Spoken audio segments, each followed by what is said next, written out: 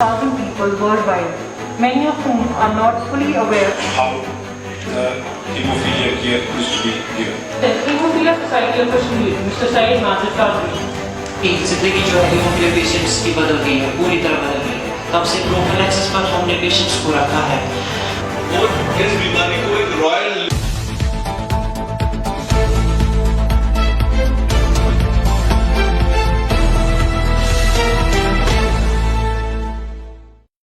आज government medical college Srinagar में haemophilia society of Kashmir की जानिब से हीमोफिलिया दिन मनाया गया, जिसमें doctor L N JP hospital Delhi, doctor Naresh Gupta principal and dean GMC Srinagar, doctor Saima president haemophilia society of Kashmir, Syed Majid Qadri HOD pathology blood and transfusion doctor Shakeel Bilal, orthopaedic surgeon bone and joint hospital doctor Faiz, paediatric haematologist GB Pant hospital Srinagar doctor Altaf मेहमान खुसूसी के तौर पर मौजूद रहे और उनके साथ साथ हेमोफिलिया के मरीज़ भी प्रोग्राम का हिस्सा बने और साथ ही में सारे मरीज़ों को मेडिकल किट भी फराहम की गई। आइए देखते हैं श्रीनगर से पुकार की ये खास report. World Hemophilia Day comes. It provides a platform to showing the world that our community is. President, Hemophilia Society of Kashmir, Mr. Syed Majid Qadri. यहाँ इनॉग्रेशन हुआ है, उस टाइम भी ये 2011 में यहाँ पर मौजूद थे। इनके हम तहे दिल से शुक्रगुजार है और शुक्रिया अदा करना चाहेंगे। और इसके अलावा NHM से आए हैं डॉक्टर आदिल साहब हैं और डॉक्टर मिसबा साहब हैं, इनके भी बेहद शुक्रगुजार हैं हम, क्योंकि NHM के बगैर हमारे हीमोफिलिया का ट्रीटमेंट नामुमकिन है। जो जब से इन्होंने फंडिंग की है और तब से ये इनकी ज़िंदगी जो है हीमोफिलिया पेशेंट्स की बदल गई है, पूरी तरह बदल गई है। तब से प्रोफिलैक्सिस पर हमने पेशेंट्स को रखा है और न सिर्फ प्रोफिलैक्सिस बल्कि नए जो ड्रग्स आए हैं लॉन्ग एक्टिंग ड्रग, वो कुछ पेशेंट्स को उन पर रखा गया है और ये सब कुछ NHM की फंडिंग की वजह से ही मुमकिन हो सका। आज वर्ल्ड हीमोफिलिया डे जो है 31 मार्च को हम मना रहे हैं। ये मकसद है कि ये सेलिब्रेशन का मकसद नहीं होता है, ये एक मैसेज है जो एक मैसेज सेट कर रही है इंतज़ामिया तक, गवर्नमेंट तक, पॉलिसी मेकर्स तक, ताकि उन तक हमारी बात पहुँचे, हमें अपनी बात raise awareness and bring hemophilia and other bleeding conditions to the attention of policy makers. I would now like to open the session and share his thoughts with us on the current scenario of hemophilia in India and Jammu and Kashmir. 31 मार्च को usually ये हम 17 अप्रैल को मनाते हैं हर साल। And he came in 2011 when Dr. Ruby was heading the department. So he gave us the concept of how the hemophilia care is to be given. ऐसे आप haemophilia को अच्छा केयर दो। तो मैं शुक्रगुजार हूँ उनका। डॉक्टर अल्ताफ़ है हमारे पीडियाट्रिक हेमेटोलॉजी जो होते हैं वो कैरियर होती हैं, ये एक्सक्रोमोसोम अपने ब्रीडिंग ज़्यादा है। ये सादा कर रहे थे पेशेंट्स को, इन्होंने फिर कोर्ट में फिर रजिस्ट्रेशन है It's 20 for 2 weeks. Second important cause of erroneous report, as far as our laboratory technologists are concerned, is the ratio. So keep a follow-up of those patients where we suspect a bleeding diagnosis and re-evaluate at 6 months. Experience which I faced, that I got a girl.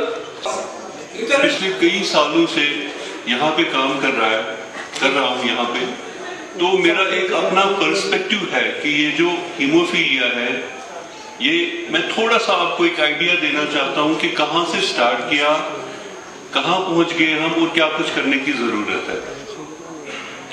मैं आपको थोड़ा सा, we did roughly around about 30 total needs and among 30 total needs हम उसमें से एक haemophilic patient भी था। सो ऑर्थोपेडिशियन के लिए इसको मेरे पास आना है, फिजियोथेरेपिस्ट के लिए फिर फिजियोथेरेपिस्ट इसको ढूंढना है, एक comprehensive care under one roof. That means कि एक गोल जो है कि और ये जो हीमोफिलिया क्लिनिक्स होने चाहिए, और हीमोफिलिया क्लिनिक्स न सिर्फ गवर्नमेंट मेडिकल कॉलेज में होने चाहिए, ये फैलने चाहिए डिस्ट्रिक्ट्स में कम से कम। ये हमारा गोल होना चाहिए। दूसरी तरफ ऐसा भी हो सकता है कि खून जमना में, हीमोफीलिया में खून इकट्ठा हो जाता है, तो जिस पल वो इकट्ठा हो जाएगा वहां से वो उसको डैमेज करना, खराब करना शुरू कर देगा, क्योंकि वो अभी हयात नहीं है, वो एक तरह का पॉइजन बन गया, जहर बन गया, और उसकी वजह से जो अंदर की लाइनिंग है उसको डैमेज करता है। दूसरी चीज, वो सिर्फ उतनी देर के लिए नहीं उसको नुकसान पहुंचाता है जितनी देर के लिए वो खून गया है। वो नुकसान जो है हीमोफीलिया में वो दिन प्रतिदिन, हफ्ते, महीनों तक चलता है।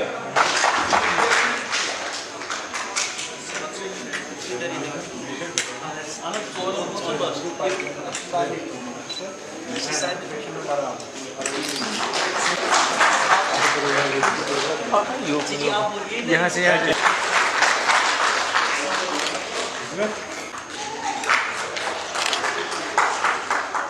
इधर आगे The gift will be provided to everyone later after the program is over. योगन जायचं यहाँ से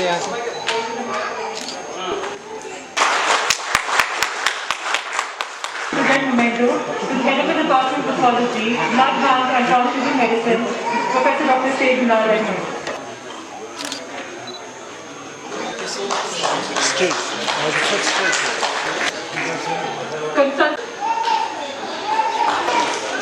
Medical consultant Mulana Azad Med.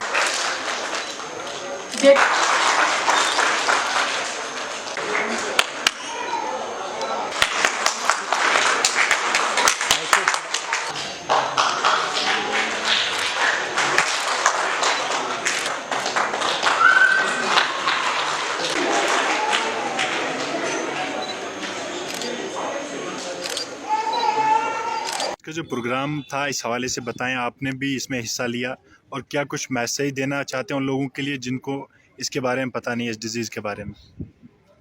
ये एक ऐसी बीमारी है जिसका बहुत कारगर इलाज है, इतना कारगर इलाज है कि वो इंसान एक नॉर्मल ज़िंदगी जी सकता है। दूसरी चीज़ ये कि बीमारी पैदाइशी होती है, मतलब ये कि बच्चा पैदा होता है तो बीमारी के साथ होता है जी। अब इन दोनों को अगर जोड़ दिया जाए तो बच्चे को अगर वो इलाज मिल जाए तो 100 साल 150 साल आराम से अपना जैसे हर कोई करता है वैसे लाइफ में निकाले जी। इसमें दिक्कत ये आती है कि वो इलाज तभी मिल सकता है जबकि वो बीमारी का डायग्नोसिस हो, ये मालूम पड़ जाए कि उसको हीमोफीलिया की बीमारी है। और हमारे देश में विडम्बना है, हीमोफीलिया की जो डायग्नोसिस है वो 5 में से शायद एक ही व्यक्ति अभी हो पा रहा है जी। तो 4 व्यक्ति ऐसे हैं जो कि उसके दायरे में नहीं आ पा रहे हैं जी, जिससे कि इनको ऐसा इलाज मिले जिससे कि इनकी ज़िंदगी नॉर्मल हो जाए। पहले से अब रिकवरी रेट्स में क्या इजाफा आया है? देखिए, पहले में और अब में बहुत ज़्यादा फर्क आ गया है जी। 2007-2008 में हमने दिल्ली में मौलाना आज़ाद मेडिकल कॉलेज लोकनायक हॉस्पिटल में ये हीमोफीलिया का प्रोग्राम केयर का बीमारी का शुरू करा था देश में पहली बार। और मेरे को ये देख के और जान के बड़ी खुशी हो रही है कि आज की तारीख में 15 साल बाद देश के हर प्रदेश, हर यूनियन टेरिटरी, हर जगह पे इसका इलाज उपलब्ध है। मुहिम उठाई थी 1 कंट्री 1 ट्रीटमेंट, एक देश एक इलाज, ये सबको अपने घर के पास मिलना चाहिए, ये मैं message. President haemophilia society Kashmir एक ब्लीडिंग डिसऑर्डर पेशेंट्स की ऑर्गेनाइजेशन है, उसका मैं प्रेसिडेंट हूँ।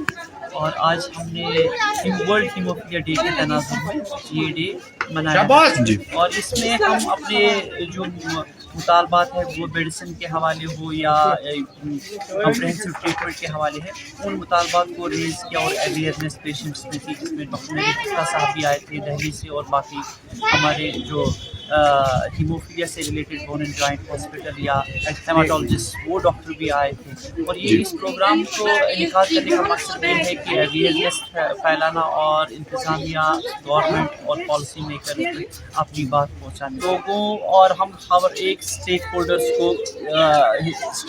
तक मैसेज पहुँचाना चाहते हैं और ख़ासकर गवर्नमेंट और हुकूमती इदारों तक। ये हमारे लिए कम्प्रहेंसिव ट्रीटमेंट की जो हम डिमांड करते हैं या स्पेस जहाँ हम ट्रीटमेंट लेते हैं वो बिल्डिंग या कहीं पर स्पेस दी जाए, क्योंकि जहाँ पर हम ट्रीटमेंट ले रहे हैं वो डिज़ास्टर मैनेजमेंट ने 2014 में अनसेफ करार दी थी वो बिल्डिंग, और वहाँ पर मेडिसिन हम रखते हैं वो उसकी एफिकेसी ख़त्म हो जाती है, उसमें कोल्ड स्टोरेज मेंटेन करना ज़रूरी होता है। और फिजियोथेरेपी सेंटर हमारे लिए जो कि इस ट्रीटमेंट सेंटर के साथ होना चाहिए वो इंतहाई ज़रूरी है इन पेशेंट्स के, ताकि इनकी जो बोन डिफॉर्मिटी होती है, जो आर्थराइटिस होता है, उससे वो बच पाएंगे। ये हमारे मुतालबात है, मेन मुतालबात, और रेडियोलॉजी लैब का हम मुतालबा कर रहे हैं कि हमें साथ वो इस ट्रीटमेंट सेंटर के साथ इनकी फ्रीक्वेंटली इन पेशेंट्स को एक्सरे, सीटी स्कैन, MRI करना पड़ता है। वाइल ब्लीडिंग, जो कि ब्लीडिंग के दौरान पेशेंट मूव नहीं कर सकता एक बिल्डिंग से दूसरी बिल्डिंग, और इनएक्सेसिबिलिटी भी जहाँ हो, तो इनको सिर्फ अपने ही ट्रीटमेंट सेंटर के पास ये चीज़ें होनी चाहिए। ये हम मुतालबा करते हैं।